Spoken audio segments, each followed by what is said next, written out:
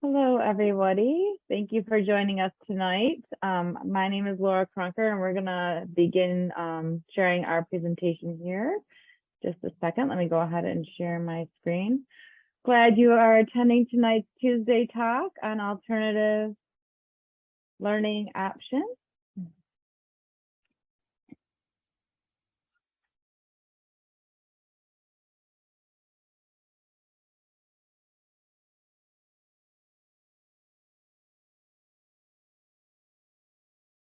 Everything look good, Chloe? Okay. Terrific.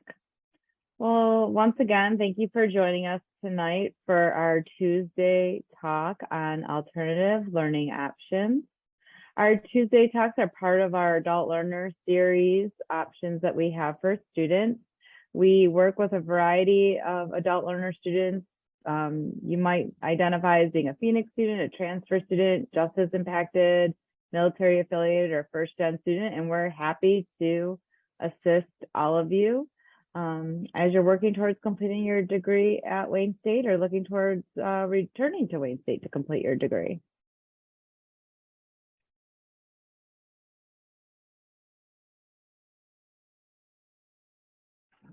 I'm going to go ahead and introduce Amber Muir.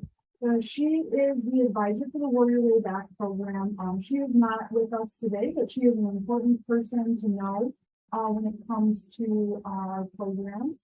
My name is Chloe Lundeen. I'm an adult learner liaison, and I serve as a connector for our adult learner population to resources that they need at the university.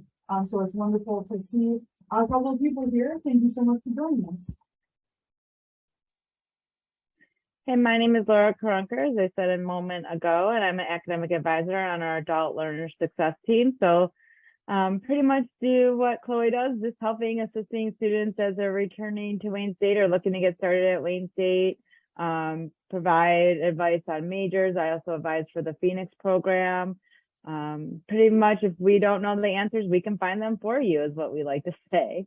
And then we also have James Hearn, who's our adult learner career coach. I don't believe he's on the call right now, but he is a great person to connect with if you have any questions about maybe selecting a major that's in line with your new career objectives. If you're in the middle of changing careers, he's just a great person to connect with if you have any questions that are career related whatsoever. And that is our team. So tonight we're going to be going over several different topics with you, but they all fall under this umbrella of alternative learning options. So we're going to start with Clep, which is something you may have heard of already, but it's a way that you can earn college credit. So we're going to talk about that, give you an overview, go over some frequently asked questions, give you an opportunity to ask questions that you may have, talk about Wayne State's Clep policy specifically, some resources that are available to help you prepare for that. And then we will go over some various non-credit learning opportunities and then what's next for you today. So to begin, as I mentioned, we're going to give you an overview of Clep. So what is Clep? You may have heard this acronym before, but not really sure maybe what it stands for or what it means and what it can do for you. So Clep stands for the College Level Examination Program. And Clep is a way that you can earn college credit through exams. And later on, I'm going to show you the link to the college level examination program. We'll go to the website and go over some different areas on that website, but there is a link for you as well. If you'd like to pull that up, you are more than welcome to do that. Some points to consider before taking a Clep exam. So maybe you're interested in earning college credit by taking an exam, but there's some things that you should think about first. First and foremost, you want to know, can you use the credit towards your degree? So if you are somebody who already has a lot of college credit, if you already have a lot of your general education requirements complete, for example, then you may not have a lot of room to use Clep credit towards your degree. However, if you're just starting out, you don't have a lot of gen ed completed, then Clep might be right for you. So those are some things that you want to consider. In order to determine whether or not you can use the Clep credits towards your degree, it's very important that you meet with an academic advisor. I'd really recommend meeting with your major advisor if you know what major you're going to be pursuing. If you are unsure of your major and you're really just getting connected with our adult learner team, we can also talk to you about this, but there are some specific aspects that it's usually best to connect with a major advisor for. You also want to consider how you feel about test taking. So are you somebody who is comfortable with taking tests, and that over the years you've tended to do well on test taking, or do you tend to have more anxiety and nervousness when it comes to test taking? So that's definitely something that you want to consider. Of course, if test taking comes relatively easy to you, and you are comfortable with that, then I think Clep is something that you should definitely consider. It can definitely save you a lot of time and money. If you have anxiety over test taking, that doesn't mean that you shouldn't do it. It just means you want to make sure that you are really prepared, which is our next point here. Oh, sorry about that. So you want to ask yourself, am I prepared to take this exam? Which is something you should ask yourself anytime you're taking an exam, but especially in this case, because you want to make sure that you give yourself the best opportunity to earn the minimum score that's required in order to earn college credit. So next I want to go over some frequently asked questions regarding Clep, and we also want to give you an opportunity to ask some questions as well. So probably one of the #1 questions that we get is, well, how much does this cost? So most of the Clep exams are $89, and then there's a $30 service fee to Wayne State. However, with that being said, Chloe is going to talk to you in a little bit about a way that you can potentially take Clep exams at no cost or get reimbursed for taking them. You might also be wondering, can anybody take a Clep exam? And the answer to that is essentially yes. Again, as I said on the previous slide, you want to make sure that you are prepared. But really anybody can take a Clep exam. You want to make sure that you, again, can use that credit towards your degree and also that you're prepared to take it. But other than that, anybody can take the Clep exam.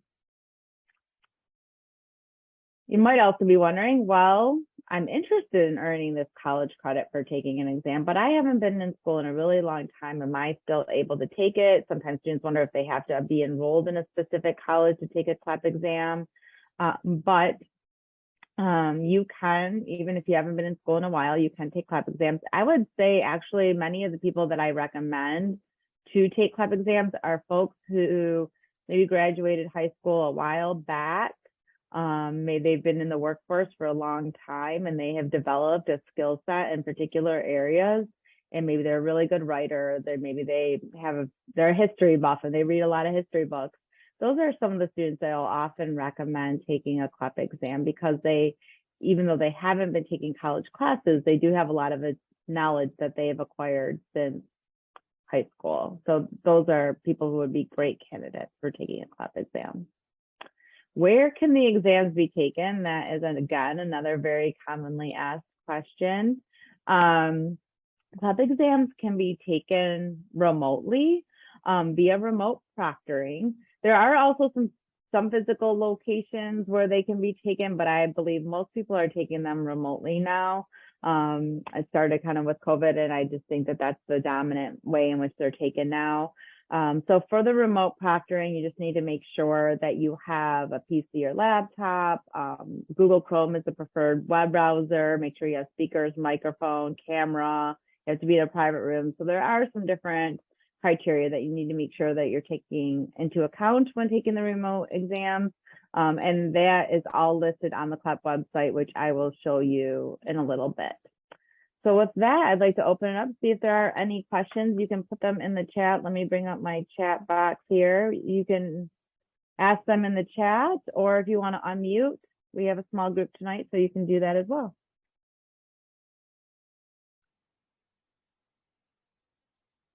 I've got a couple of questions, Laura, if you don't mind. Sure, go ahead, Chloe. I'm wondering if a student wanted to take a Clep exam for a course that they took and failed, can you do that? Yes, that's a really great question. You can, in fact, do that. There are a couple things that you want to think about. Actually, I had a scenario recently where it would have made sense for a student to do that. They didn't fail the class, but it was an interesting situation where they had a C minus and in their basic composition course, but they had successfully completed their intermediate composition, thereby demonstrating they'd probably be successful in a basic comp. So instead of repeating that course that they received a C minus in, they could take the Clep exam, and in that, for the basic composition, and in that case, it would definitely make sense to do that. In some other cases, it would also make sense, but one thing that you want to pay attention to is your overall cumulative GPA, because if your GPA is below a 2.0, it might be better for you to repeat the class and raise your GPA than to take a Clep exam for it. But that's a great question, and yes, you can. I'm also wondering, like, if a student can take the course, they can afford to take it, but they're considering taking a Clep exam, is one better than the other? I wouldn't say one is better than the other. I would ask yourself some questions and also talk to your advisor about it. But one question I would think about is that a course that could benefit you in the long run? So let's say that you have, work experience in an area and you want to take a Clep exam for that subject matter, whatever it may be. But what if that course is like a building block to other fundamental courses for your major? Might it be best just to take the course?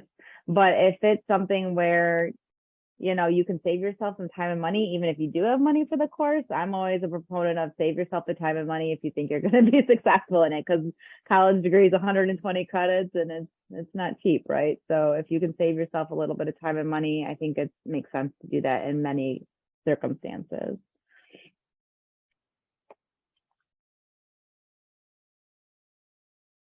It looks like you have a question in the chat. I'll go ahead and read that. Oh, thanks. Yes, we are going to talk a little bit about that actually in our next slide. I'm going to talk a little bit about testing out, but not extensively, but I'll give you some general information on that. And I'll put a link in the chat for it as well. Just a couple that I have, if you don't mind. Go ahead, Chloe. So I'm wondering if there's any accommodations for students with disabilities? Yes, actually, let me right now, before I forget, I will go ahead, and there is a area of the Clep website that covers that. So let me go ahead and pop that in the chat right now before I forget. Okay. And I'll add some additional links in the chat later once Chloe is presenting as well. And my last question sort of relates to Bernard's question on okay. What's different than testing out or something? Yeah, that's a great question. Actually, my next slide is going to address that. That's a fantastic question. Clep is definitely different than testing out. So let me go ahead, unless there are any other questions, I can go ahead and advance to the next slide, which actually talks a little bit about testing out. But before I do that, does anybody else have any questions other than testing out?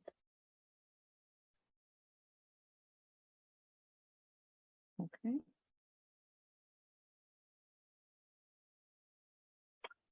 So Bernard had a question on this and Chloe did as well. So there are differences between Clep and testing out. The primary difference that you want to remember is that when you are taking Clep exams, if you earn the minimum score or higher, then you're actually earning college credit that's going to go towards that minimum of 120 credits that you need to complete your degree. When you're testing out of a class or placing into a higher level class, you're not actually earning college credit for that. You're just satisfying that requirement in a different way via a test. Does that make sense? Okay. So I'm going to go ahead and cover the second bullet item first, since Bernard asked that fantastic question about the critical thinking exam. So there are two general education requirements at Wayne State that students can actually take a test to test out of through Wayne State. There's the critical thinking exam, which is actually available online, and it's $35 cost for that exam. And I will, like I said, I'll put a link in the chat when I'm done presenting that will take you to the testing website with more information about that. And then there's also a test out option for the oral communication general education requirement. This one is a little bit more complicated than the critical thinking exam. So it's actually two different parts. There's a part 1 and a part 2. Each part is $20 for that exam. And I would really suggest talking to your advisor about the process and whether or not that's best for you, whether maybe you should just take Content 10 if you need the credits anyways, to be honest. Might be better, but talk to your advisor about that. But if you're somebody who needs that critical thinking exam and you feel like you can be successful at that, I've heard students be successful at that for sure. So I would say that that's something you could definitely take a look at, and I'll pop that link in the chat here in a little bit. There's also placing into a course, which you might not think of as testing out, but in a way it is, because let's say that you are needing to start with a lower level math or a lower level biology. You're going to have to take extra classes, especially if you're pursuing a major or degree that requires a higher level math or science. So placing into a course can actually save you time and money, and in a way you're testing out of those lower level classes. That's why we put that in this category. So the Wayne State has placement exams for biology, chemistry, English, and math. For English, it's more of like a self-assessment. Most students can start off with English 1020, which is the basic composition requirement. But with math, biology, or chemistry, we usually recommend taking the placement exam, especially if you're pursuing a degree and major that requires a higher level of math. If you're not pursuing a degree or major that requires a higher level of math, students need the quantitative experience gen ed requirement, and that one can be satisfied by many different courses. So in your case, you might not need to take the math placement. Again, as I've said probably way too many times already, you just want to check with your academic advisor. It's always the best and safest route to go. And if you're not sure who your advisor is, you can find them in Academica. And if you're not currently enrolled or don't have a current updated major, you can always reach out to Chloe or myself or one of our other team members, and we can help you. Okay. Next here, I have the Wayne State Clep policy, which I think is extremely helpful to look at if you're considering taking Clep exams. So the first column is the subject of the Clep exam. The second column is the minimum score that you must receive in order to earn credit. The third column, how many credits you would receive if you do earn that minimum score or higher.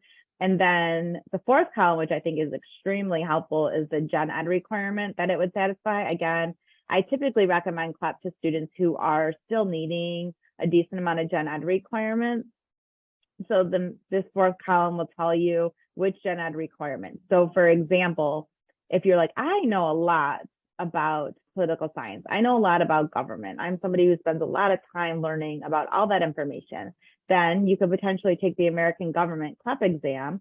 If you earn a minimum score of 50 or higher, then you would receive 3 credits and you would satisfy the civic literacy general education requirement, and it would come in as the equivalent of political science 1010. So that's how you can use this policy to help you determine which Clep exams might make sense for you to take. I mentioned earlier that you need all students on the catalog fall 2018 or later will need a quantitative experience course. So you can see in the fourth column here, there are actually several Clep exams that you can take to satisfy the quantitative experience requirements. If you see NA in that column, that just means that that Clep exam is not going to satisfy a specific general education requirement. However, it could still potentially be useful for your degree. So for example, human growth and development, if you get a minimum score of 50 on that or higher, you're still going to get the equivalent of psychology 2400, which could potentially be useful towards your degree. So just because it says NA doesn't mean you might not be able to use it. And students need 120 credits. So if you need electives, if you're just starting off, you can still, take advantage of that CLEP exam, like information systems. We get a lot of people that have been working in the IT industry or in technology for years and years and years. You might want to take that class. No, it's not going to satisfy a gen ed, but it could be used in another way towards your degree. The next, the second page of the CLEP policy, I think is really helpful as well, because this is going to give you an outline of the Wayne State University gen ed requirements in the fall 2018 catalog and after. And so if you're not a current student, maybe you're a prospective student, or you were at Wayne State a while ago and you're planning to return, this can be helpful just to review the different gen ed requirements, what they are now. So you can see those all listed there. Now, again, if you have some previous credit from Wayne State from before or different institution, you'll want to make sure to check with an advisor that you're not already satisfying those requirements, but at least this gives you a breakdown of what they are and how those correlate with the different CLEP exams. Any questions before I move on to the next slide? I'm sorry, I'm looking over on my other screen to see and monitor the chat there. So, okay. So here are some different resources that can help with preparing for the CLEP exam, as well as just overall resources. So I'm going to go ahead and pull these up. So first, I'm going to take you to the CLEP website. Is this showing, Chloe? Okay.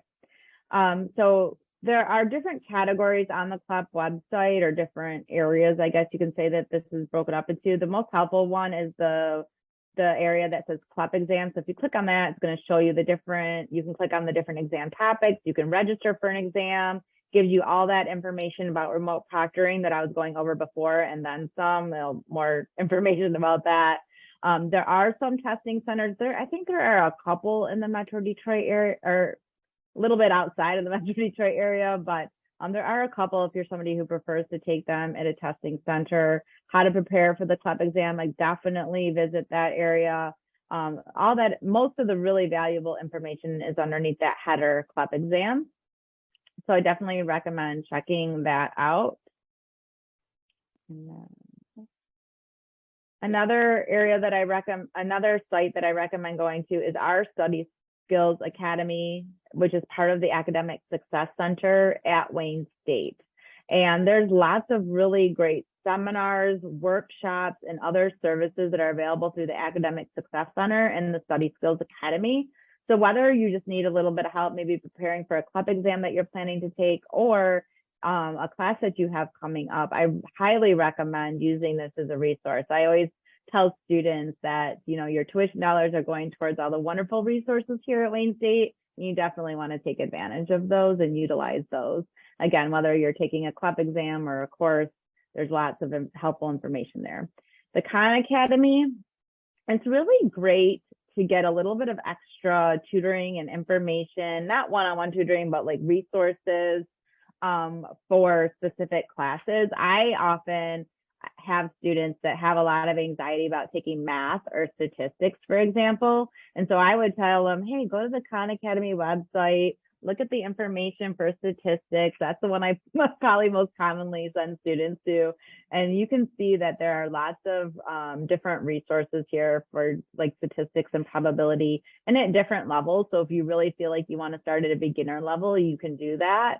Or you can work up to more, like secondary or secondary level. So check that resource out as well.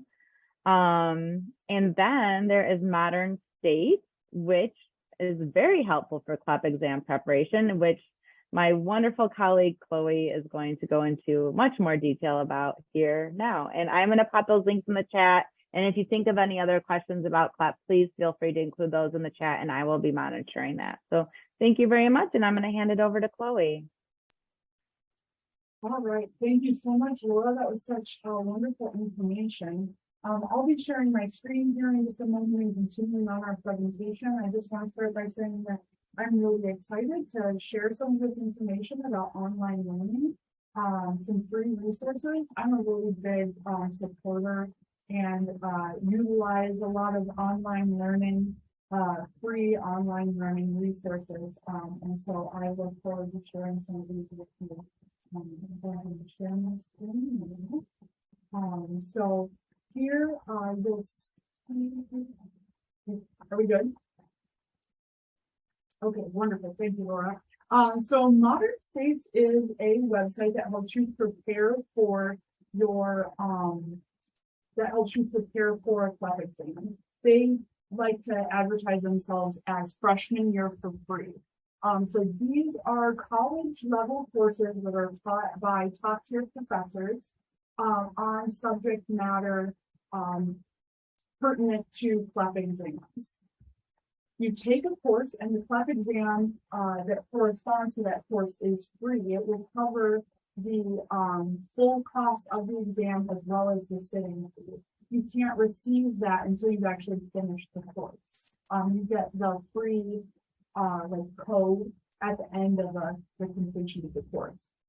This is really great for students who need a subject refresher. So if you didn't just take this course in high school, for example, but you're somewhat familiar with the criteria or with the subject matter, Modern States might be the solution for you. So it's self-paced, which means that it can certainly be fast-paced, and it teaches directly to the Clep exam. There are lectures, quizzes, tests, and all of the textbooks and course materials are provided to you at no cost. We'll take a look at the website in just a moment after I go over a little bit more information. So the courses may also provide a critical road back for students who have left the traditional U.S. college system. So Modern States acknowledges that this is not just for freshmen or traditional students, and in fact, it can be very helpful for students who are returning to school. Here, I'm going to show this, and then we'll look at the website. This is just a testimonial from a student who used Modern States to get some free college credit.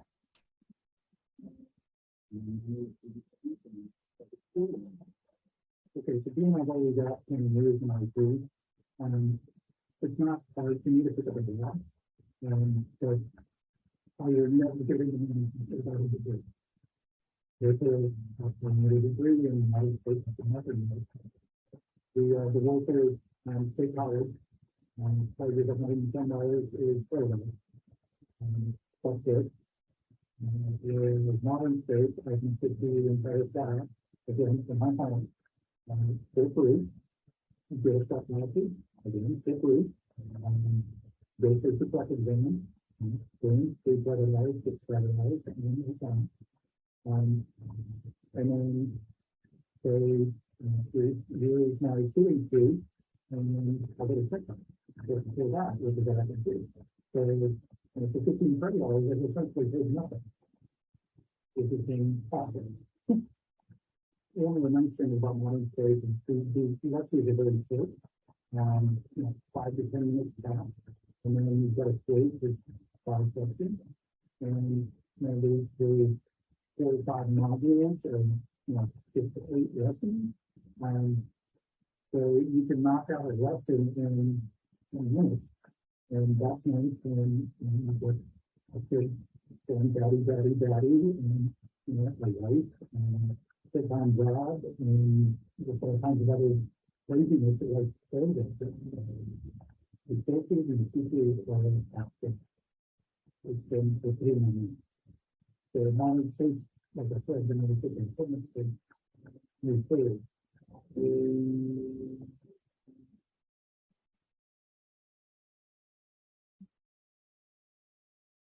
All right, so that is Modern States, and we'll be going over a little bit more. I'll show you the website and take you through it a little bit in just a moment. I'm also going to go over some other non-credit learning opportunities. So these can be a great addition to your course load, or just to get you back in the swing of things before returning to Wayne State University, if that's your plan. So I'm going to go over Coursera, edX, library systems, as well as YouTube, which is a personal favorite of mine. So Coursera and edX were both started by folks from, I believe, Harvard, Yale, MIT, those types of universities. And Coursera is actually a for-profit website, whereas edX is not for profit. They both seek to provide an open source like education system. So these are courses taught by Harvard, MSU, U of M, Yale, MIT that are offered to you for free. These websites also have paid courses that you can take as well. You can earn you can sometimes earn a bachelor's or a master's degree. You can also get a certificate. So we'll start with Modern States, which is the Clep exam website. I created my own profile here so that I can take a look and see how it works. So I'm going to go to my dashboard and I'll go to my courses. I signed up for a college composition course. I can view that course, resume right where I left off, and you'll see the short video that he alluded to in the video that we just watched. You'll see there are little quizzes, and it's just a really simple, easy to use program. And you can take as many of these courses as you'd like to, even if you're not taking the Clep exam. Next, let's look at Coursera. Coursera is really great. It has just a massive amount of free courses. You can take a look here under Explore, take a free course. And we'll look at some of the different courses that they have. So you can filter your choices by, let's look at some arts and humanities courses. Maybe you want something that's a beginner level, and you can choose your duration. Do you want something that's just a quick, maybe a video or a webinar on subject matter, or do you want something that's more in-depth, like a 3 or a 6 month course? Let's look at something intermediate here. Feminism and social justice. If you're taking a women's studies course in the fall, maybe you want to brush up a little bit on some of the history there, and you can take this 1 to 4 week course. You'll sign up for that, enroll for free. It starts August 23rd, which is today, and move forward from there. Let's see, there's also edX. Same idea here. You can search by free courses, and you'll see that they are offered by MIT, Harvard, Berkeley, etc. So this is a really great way to access free information. My favorite free resource that's available to all of us are our library systems, a highly underused resource. This is library.wayne.edu. You can find so much information here. In fact, you can find research and study guides for any course that you take at Wayne State. I was just talking about gender, sexualities, and women's studies courses. We can go here and learn a lot of just sort of basic information about this course. And we can also ask the librarian. If you're like me, you don't like to wait to get information. I'm used to having information right at my fingertips. Wayne State offers a 24/7 library chat. So if you are working on homework at 10 p.m. and you cannot find the answer to one of the questions that you need the answer to, you can message a librarian and they can help you find that information. You can help you find scholarly sources, etc. I'm just kind of trying to go through this quickly so that we make sure that there's time for questions at the end. Michigan e-Library is another great resource that I highly recommend. There are e-resources here. There's lots of resources for K-12 kids, but also lots of adult learning opportunities as well. YouTube is absolutely one of my favorite things. I like to use it for entertainment, but also for education. If you come to your main page here and scroll along the left-hand side, you can click Learning. YouTube can be sort of a double-edged sword in that there's a lot of great information here, but there is also a lot of misinformation. So you want to make sure that the sources that you're looking at on YouTube, but anywhere on the internet, seem scholarly to you. That can take some critical thinking. If you're ever unsure of a website that you're looking at, if it's scholarly or not, you can always reach out to us and also utilize some of those other resources. There's the Writing Center, there's the Study Skills Academy, there's your academic advisor. If you need any assistance, reach out to somebody just to verify if you have any questions at all. We want you to trust your gut. You can see here that there are recommended for you videos, all kinds of different things. If you refresh this, it'll bring up brand new videos. There's so much to be learned on YouTube about lots of different things. And so why don't you take a look and see what you can learn just in a little bit of time. So next, what we're going to go over is those adult learner resources I was just alluding to.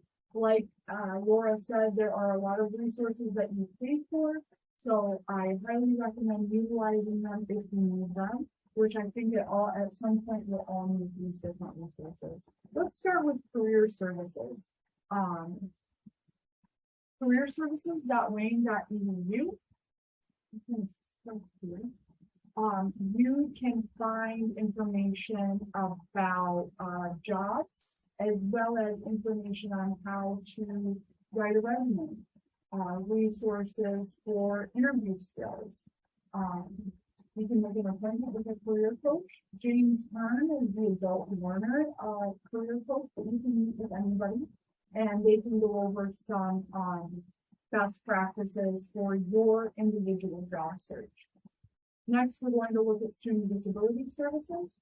A lot of students have trouble in their courses and don't necessarily think that they have a disability. You'd be surprised some of the services that can be provided to students. Most students that use student disability services use it because they have anxiety or depression, which some of us might not think about as a disability.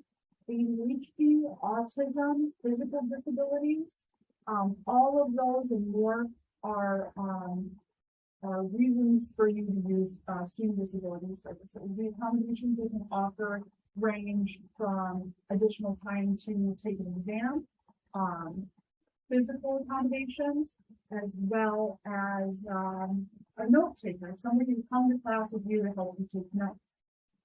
So if you think that you would benefit from student disability services, I definitely recommend registering with them. You need a diagnosis, and then you'll meet with a disability specialist and know that you're all taken care of. You can do it at any point in the semester, but it's usually a good idea to do it as soon as possible so that you can let all of your professors know. Next, we're going to look at counseling and psychological services. This goes kind of hand in hand with what I was just talking about: anxiety, depression, crisis, trauma, etc. One of the really great resources that they offer is group therapy, so grief counseling, lots of great resources there. And then we have student life wellness. This is sort of an all-encompassing resource for students through the Dean of Students office. They have information on relationship health, sexual health, financial health. And some of these resources are going to be campus resources, and some of them are community resources. And last but not least, we are a great resource for you adult learners. You can reach out to us anytime. This is our website here.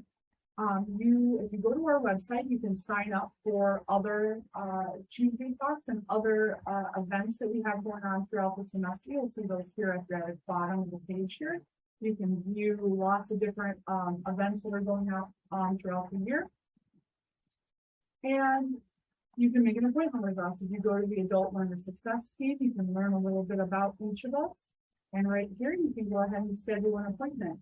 We generally offer appointments during the day, but if you need something on the weekend or in the evening because of your work schedule or something else, just shoot us an email and we'll try to find something to accommodate you. That takes me to the end of my presentation. And I'm wondering if anybody has any questions.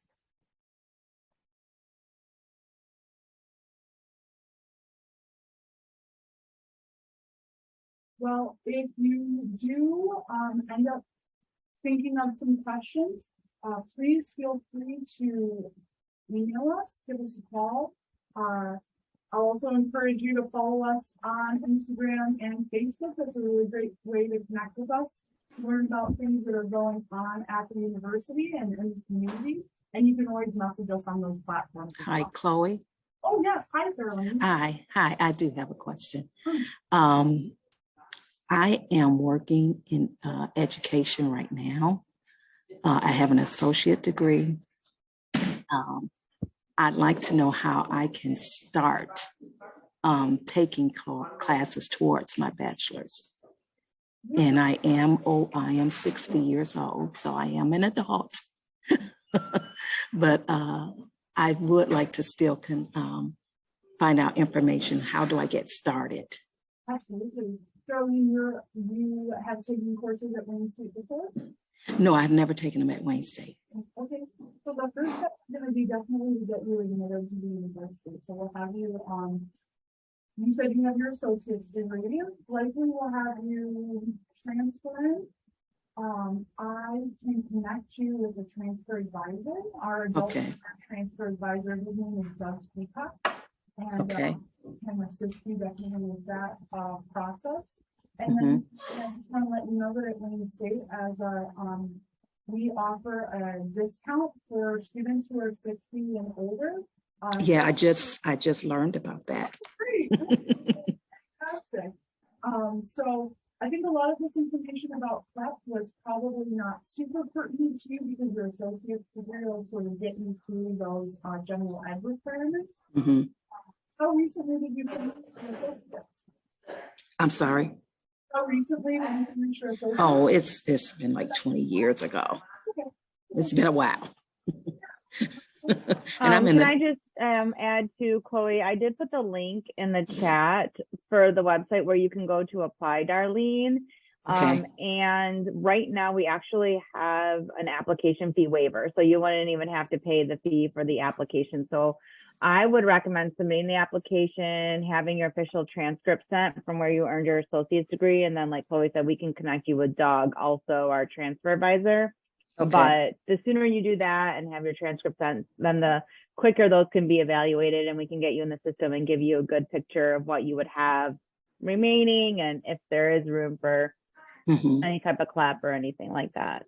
But Chloe's probably right. If you have an associate's degree, you probably have most of your gen done. Depending on what it was in. So I should talk to an academic advisor then first or just submit the application? I recommend applying and having your transcript sent. And then if you want to meet with Doug, our transfer advisor, but an academic advisor probably wouldn't be able to give you an exact idea of what you would have left until, they were able to see your transfer credit evaluation, things like that. What was Doug's last name? Can you just put it in the chat? I wasn't sure what you were saying. Sure, yep, we can do that. Laura, would you mind filling his name in the chat? Actually, I think can you advance to the last page? Oh, yeah. Oh, yeah. We'll talk about that in just a moment, but here is Doug Peacock's information. Peacock. Okay, I wasn't sure what you were saying. Okay, all right, thank you. Absolutely. And Darlene, I would like to connect with you. So I'm going to stop recording in just a moment, and then I can maybe ask you for some personal contact information. Okay. And I'm just wondering if anybody else on the call has any other questions. Great. So We do have some more Tuesday talks coming up this semester. And Darlene, you're welcome to attend any of these. We do have a welcome back orientation for adult learners. So this would be pertinent to you. Okay. Are you thinking about putting that in the fall? As soon as I can start, yes. Okay, great. So I would encourage you to attend any of our Tuesday talks here, and I can send you a link to Okay, thank you. Absolutely.